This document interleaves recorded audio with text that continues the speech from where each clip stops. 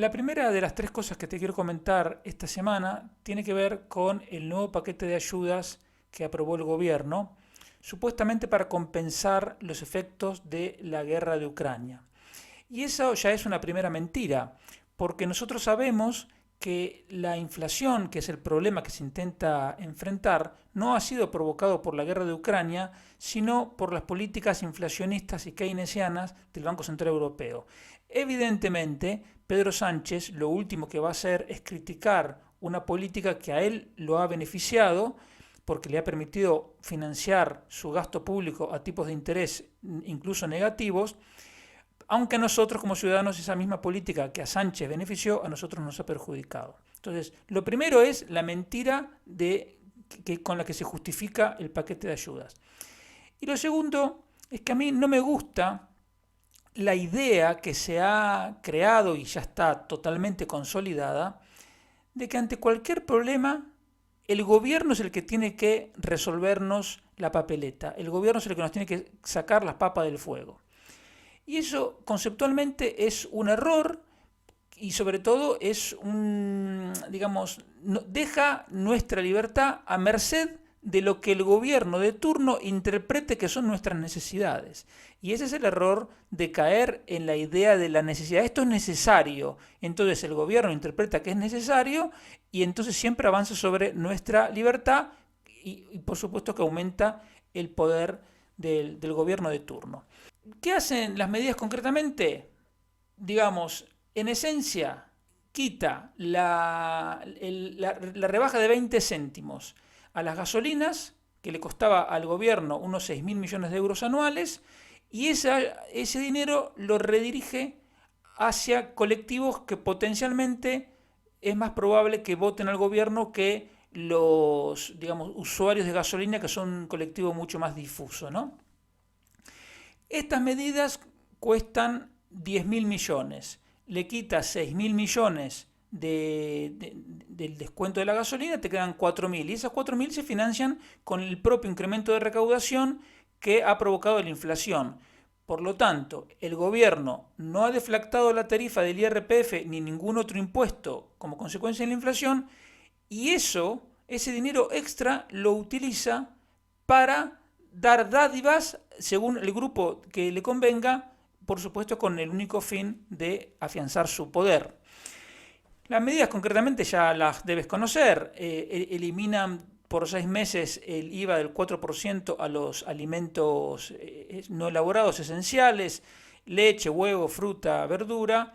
Por supuesto que dejan afuera a la carne y al pescado porque el animalismo también mete su cuchara en estas medidas a través de la influencia del Partido Comunista de Podemos. Dan un cheque único de 200 euros a familias de bajos ingresos, dice que son 4.200.000 familias. Bueno,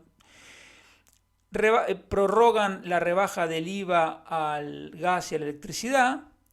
Luego hay otra medida que es intervencionista, no, es peor todavía, es algo expropiatorio, que vuelven a congelar la subida de los alquileres. Es decir, si tú eres propietario en la España de Pedro Sánchez, tú eres enemigo del pueblo. Así te considera el gobierno. Y tú estás obligado a pagar parte de los platos rotos de una política inflacionista con la que tú ni te has beneficiado. Al revés, te está perjudicando. E incluso, no conforme con hacer esta intervención masiva sobre contratos privados, prorroga también durante 6 meses los alquileres que venzan antes del 30 de junio. Entonces, probablemente haya inquilinos que se vean, digamos, digan, bueno, qué bien, esto me beneficia. Y es verdad, en el corto plazo los inquilinos se van a ver beneficiados y los propietarios se van a ver perjudicados. Pero hay dos problemas. Primero, que con este tipo de medidas el problema de la vivienda y de la falta de vivienda de alquiler se va a ir agravando, porque ahora cualquier propietario que tuviera pensado ofrecer su piso en alquiler va a pedir un alquiler mayor para compensar el riesgo de futuras intervenciones del gobierno en contra de sus intereses. Pero además que hoy se intervienen los contratos de alquiler y mañana se puede intervenir cualquier otro contrato. Entonces, bueno, ya vienen interviniendo, porque, por ejemplo, recordemos el caso de las hipotecas con cláusula suelo, que era una cláusula absolutamente normal y que gente con conocimientos, gente con preparación incluso en temas de finanzas y de economía, fue a los tribunales, dijo que no había entendido la cláusula y los tribunales le dieron la razón. Entonces, contratos totalmente legales y justos como el de las cláusulas suelo, los contratos de alquiler, cualquier contrato en esta España sanchista comunista es pasible de ser intervenido por el gobierno y eso destroza la seguridad jurídica y la seguridad de todas las inversiones. Por eso este plan, estos 10.000 millones que en realidad son menos de 4.000 por lo que te decía antes, lo de menos es el coste fiscal, lo de menos, lo verdaderamente grave es el daño que provoca, que produce en la seguridad jurídica, porque eso es un coste que se va a prolongar durante años. El segundo tema, que es, referido al paquete de ayudas, que como te decía es el tercero, y entre los tres suman 45.000 millones de euros. 45.000 millones de euros. En una España cuyas cuentas públicas están destrozadas, y como siempre te digo, desde 2008 España paga los intereses de la deuda pública con más deuda pública. Es una conducta financiera suicida. Y en ese contexto, y con la deuda pública rondando el 115, 120% del PIB, este gobierno aprovecha la excusa de la guerra de Ucrania para hacer electoralismo de la peor clase y aumenta el gasto, el coste fiscal en 45.000, aunque sean 40.000 millones de euros. Es una irresponsabilidad de una magnitud que era difícil pensar que algún día podríamos llegar a esta situación, pero hemos llegado. Y el problema algún día se va a tener que enfrentar, y cuanto más tiempo las cuentas públicas se sigan llevando con esta irresponsabilidad, pues mayores tendrán que ser los sacrificios que tendremos que afrontar los ciudadanos, que no los políticos, cuando este tema finalmente explote. Es decir, el día que la gente, los inversores, los fondos de pensiones, los fondos de inversión que compran deuda pública española digan, pues ya no te la compro más. Y ese día, ojalá no llegue, pero el gobierno está haciendo todo para que ese día llegue cuanto antes. Y entonces va a ser muy duro. El segundo punto que te quería comentar es que en enero entran en vigor 8 nuevos impuestos. 8. Tal vez se me haya quedado alguno en el tintero, pero tú fíjate, el primero es la nueva cotización de autónomos que va por tramo de rendimiento neto.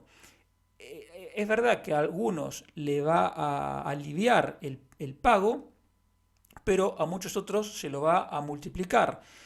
Por lo tanto, el gobierno nos va a extraer todavía una porción más grande del fruto de nuestro trabajo. Es decir, otra medida para, que transfiere riqueza desde los productores de riqueza, que es el sector privado, hacia los parásitos del sector público. La segunda es el nuevo incremento de las cotizaciones sociales para todos la gente que trabaja en relación de dependencia, que se sacó de la manga el ministro Escrivá. Él lo llama el mecanismo de equidad intergeneracional, cosa que es otra mentira, ni siquiera podemos decir eufemismo, es una mentira descarada, que en teoría va a funcionar durante 10 años. Con ¿esto por qué lo hace Escrivá? Porque él recibió la orden por parte de Pedro Sánchez de que había que abolir el factor de sostenibilidad. El factor de sostenibilidad era un mecanismo para mí razonable. Yo sé que no es algo simpático, pero sí era un mecanismo necesario para lograr equilibrar a largo plazo los ingresos y gastos del sistema de pensiones. ¿Y en qué consistía? Decía que si usted se jubila a los 67 años y tiene una esperanza de vida a partir de los 67, del momento que se jubila, de 10 años, por ejemplo, va a cobrar una cosa. Pero a medida que esa esperanza de vida a partir del momento de la jubilación se extendiera, por ejemplo, a 15 años, lo que la pensión inicial iba a recibir un descuento, de manera tal que lo que se cobrara en 10 años o en 15 o en 20, según fuese la esperanza de vida, fuese aproximadamente lo mismo. Y eso es razonable, porque es decir, si usted aportó 35 años, no es justo que una persona, por tener más esperanza de vida, cobre más que otra generación que aportó lo mismo, pero tuvo una menor esperanza de vida. Entonces, para equilibrar eso, se creó este mecanismo. Yo no digo que era el mecanismo perfecto, pero era un mecanismo, insisto, que tenía, por lo menos, tenía la virtud de poner el foco en donde está el problema, que es que el sistema de pensiones no se puede financiar. En lugar de mejorar o tratar de mejorarlo de alguna manera, este factor de sostenibilidad que no se aplicó nunca, directamente el socialismo lo abolió y lo reemplazaron por un incremento en las cotizaciones sociales. Evidentemente, lo que se recaude de cotizaciones sociales no va a alcanzar ni por casualidad compensar el efecto del ahorro que iba a significar lo otro. Incluso se da la ridiculez que con este mecanismo de equidad intergeneracional, como lo llaman ellos, se van a recaudar alrededor de 2.000 millones de euros, 2.000 y pico, y eso lo van a poner en el Fondo de Reserva de la Seguridad Social. Y entonces nos van a machacar con la propaganda de que el gobierno comunista de Pedro Sánchez vuelve a llenar la hucha de las pensiones. Y eso es algo absolutamente falso, porque un gobierno que va a tener el año que viene, en el 2023, un déficit, vaya a saber, de 50.000, 60.000 millones de euros, ¿cómo te va a decir al mismo tiempo que está ahorrando 3.000 o 2.000? Es ridículo. Y lo que es aún peor es que ese ahorro, ese supuesto ahorro, se va a concretar en bonos del gobierno español. Es decir, un ahorro, en definitiva lo que hace el gobierno es aumentar la demanda por los propios bonos españoles. Es ridículo. O sea, ¿qué hago? Si me dijeran, con ese dinero compramos bonos holandeses, uno diría, bueno, por lo menos tiene un pase porque se puede considerar ahorro. Pero si compran bonos del gobierno español, son bonos de un gobierno que está quebrado. Por lo tanto, no hay ninguna garantía de que esos bonos después vayan a poder ser útiles para el fin supuesto de pagar las pensiones del futuro. Un despropósito total. Lo único que importa en este caso para el gobierno es poder decir que ellos están llenando la hucha de las pensiones cuando en realidad Rajoy las redujo, la vació. Claro, Rajoy la vació porque tuvo que seguir pagando las pensiones durante la crisis que dejó Zapatero. Pero eso no importa para los que hacen la propaganda. La propaganda va a decir, Rajoy vació la hucha de las pensiones y Sánchez la está llenando de nuevo. Un desastre total. El tercer impuesto que aumenta es el IRPF. Bueno, aumenta de facto por la inflación. A toda la gente que le aumenten los salarios le va a aumentar el pago de IRPF porque no se deflactaron los tipos. Es verdad que el mínimo exento aumenta de 14.000 a 15.000, es decir, aumenta el mínimo exento, pero menos que la inflación, porque aumenta un 7% más o menos que la inflación. Y lo que aumenta es el tipo al que pagan las rentas del capital. Si esas rentas son de más de 200.000 euros, en lugar de 26, pagan 27%. Y si son más de 300.000 euros, en lugar de 26 que pagan ahora, pagarán 28. Entonces los socialistas, ¿qué dicen? Con esto vamos a recaudar 200 millones de euros que afectan a 18.000 personas. Es como decir, son poquitos, tú no te preocupes. Más allá de que eso es una medida que de por sí demuestra el resentimiento con el que legisla esta gente, es decir, como son pocos y tienen dinero, los vamos a fastidiar. Porque sí, porque esos 200 millones de euros que van a recaudar, al lado de un gasto de 45.000 millones que ellos hicieron en los 3 paquetes estos de ayuda, son una gota en el océano. O sea, no es que se hace este aumento de impuestos para intentar corregir el déficit fiscal. No, es algo absolutamente ideológico. Porque si a mí me dijeran, aumentamos todos los impuestos que te estoy diciendo, pero por otro lado viésemos una, digamos, contención en el gasto, a mí no me gustaría, porque insisto, siempre que se aumenten los impuestos, nos están robando más del fruto de nuestro trabajo, no me gustaría, pero si fuese con el objeto de corregir el déficit, al menos tendría un pase. Esta gente no. Esta gente ha perdido toda vergüenza, todo recato en siquiera disimular sus fobias y su resentimiento. Ellos, insisto, aprueban un aumento de IRPF que va a afectar a 18.000 personas, con el que van a recaudar 200 millones al solo efecto de fastidiarlos. El punto es que esta medida tiene un supuesto que es demasiado fuerte, que es pensar que esas 18.000 personas son idiotas. Muy probablemente no lo sean, al menos la gran mayoría, y se van a intentar defender. ¿Cómo? Y lo más probable es que se lleven el dinero al exterior o que se muden, que se vayan a Portugal mismo, a Luxemburgo o a cualquier otra jurisdicción donde los traten bien.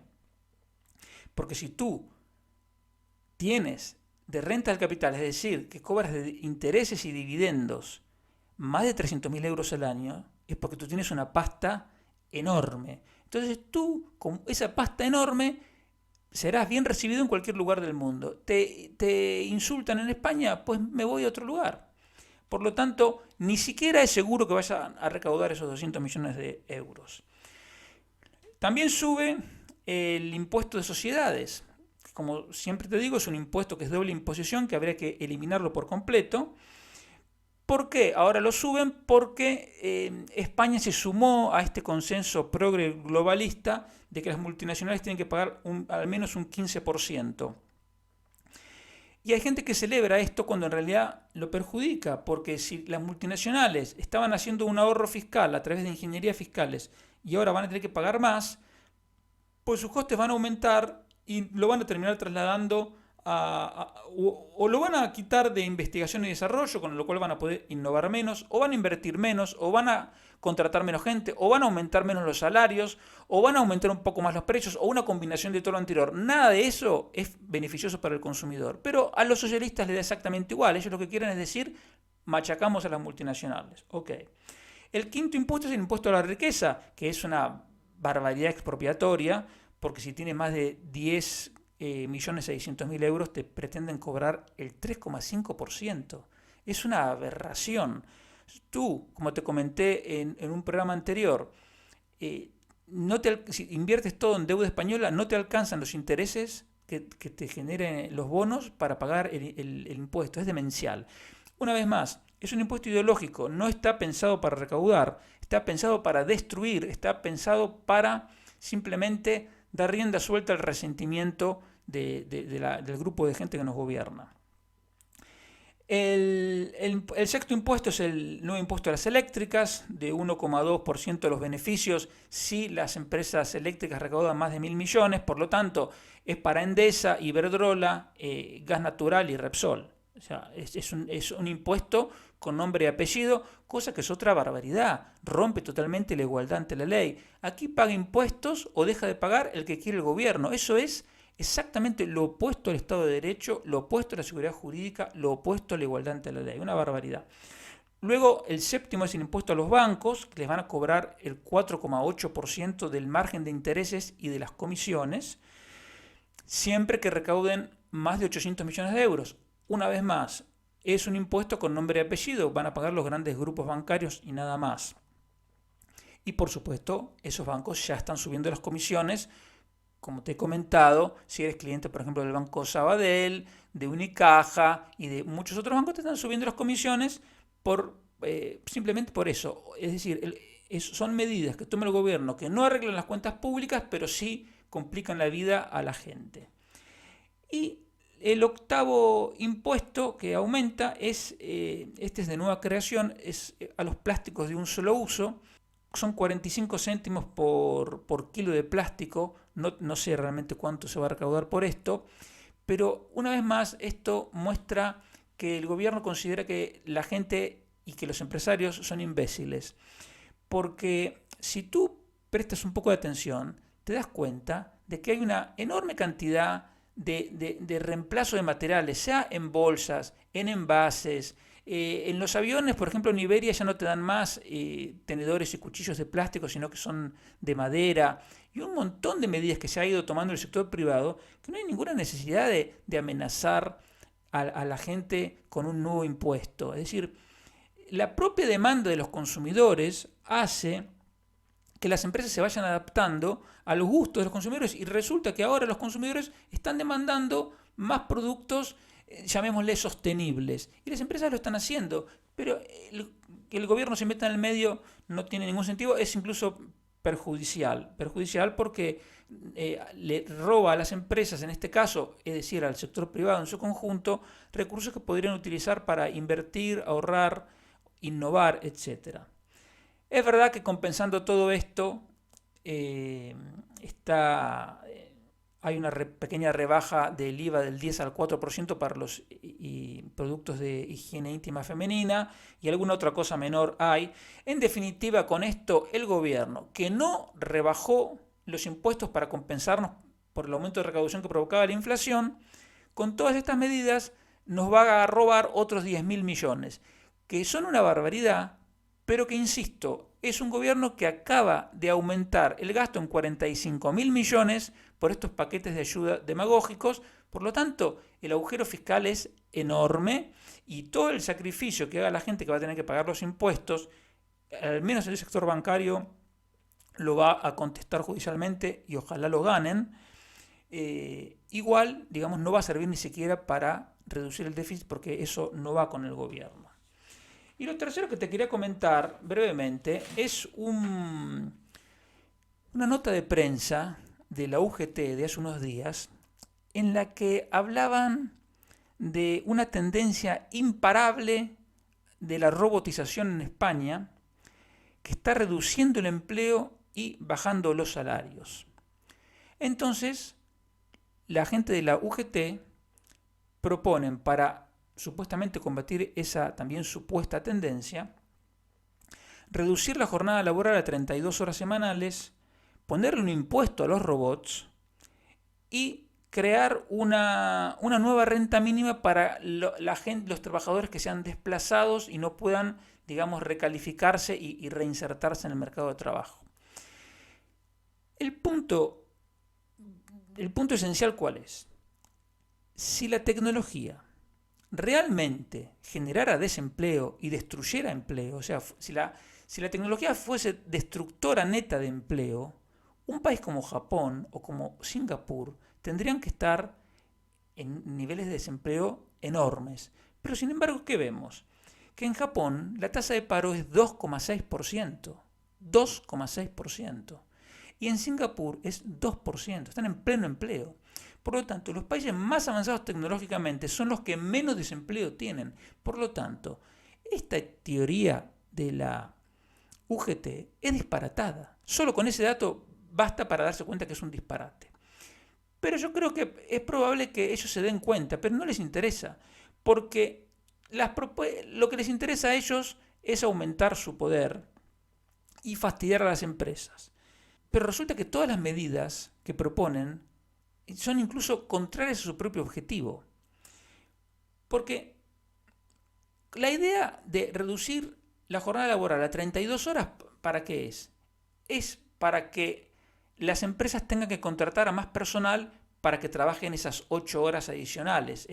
Digamos, si una persona que trabaja 40 horas ahora va a trabajar 32, esas otras 8 horas que las haga otra persona. Es repartir las horas de trabajo disponibles. Eso es una estupidez porque es pensar que la cantidad de horas de trabajo necesarias son una cantidad fija, cuando en realidad no es así, porque las necesidades de la gente, las necesidades del hombre son infinitas, como mínimo porque tú tienes que comer todos los días. Son infinitas. Y la cantidad de cosas, entonces, si las necesidades son infinitas, la cantidad de trabajo necesario es infinita. Por lo tanto, no debería haber desempleo. ¿Por qué hay desempleo? Porque el gobierno hace leyes que impiden o que desalientan la contratación, simplemente. pero es que además pretenden que esa reducción de la jornada laboral a 32 horas se haga manteniendo los horarios igual. Por lo tanto, están proponiendo que los costes laborales aumenten un 25%. Entonces, si tú a una empresa le aumentas los costes laborales un 25% de la noche a la mañana, esa empresa va a tener que recortar por otro lado o va a quebrar. Y una de las formas que tendría para recortar los gastos sería comprándose un par de robots que reemplacen mano de obra. Pero tampoco lo podrían hacer. ¿Por qué? Porque la UGT dice, no, si compro un robot le vamos a poner un impuesto al robot. Un despropósito. Entonces, las propuestas del UGT, que nunca se van a poner en práctica, quiero creer, aunque con un gobierno comunista no lo puedes descartar del todo, llevarían a las empresas a un callejón sin salida. El problema es que hay una cosa elemental. Si no hay empresas, la gente no tendría dónde trabajar.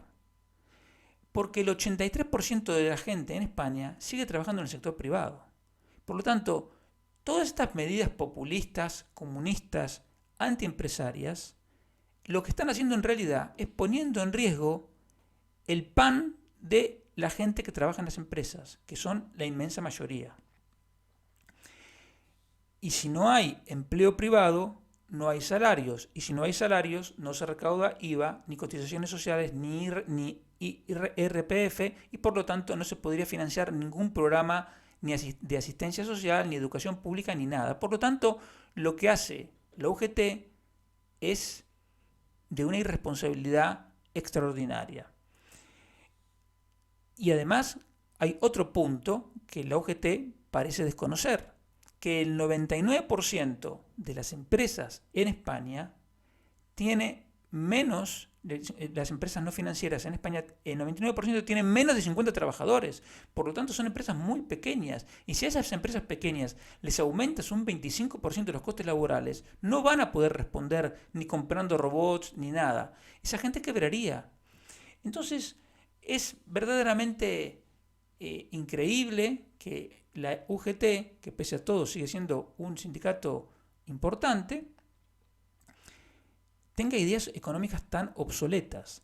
Pero esas ideas, al mismo tiempo, nos ayudan a entender por qué, en realidad, la UGT y lo mismo Comisiones Obreras son uno de los grandes responsables del alto desempleo estructural que tiene España, porque promueven todas ideas contrarias al empleo de la gente, contrarias al crecimiento económico, contrarias a la inversión, contrarias a la seguridad jurídica. Bueno, esto era todo lo que tenía para decirte.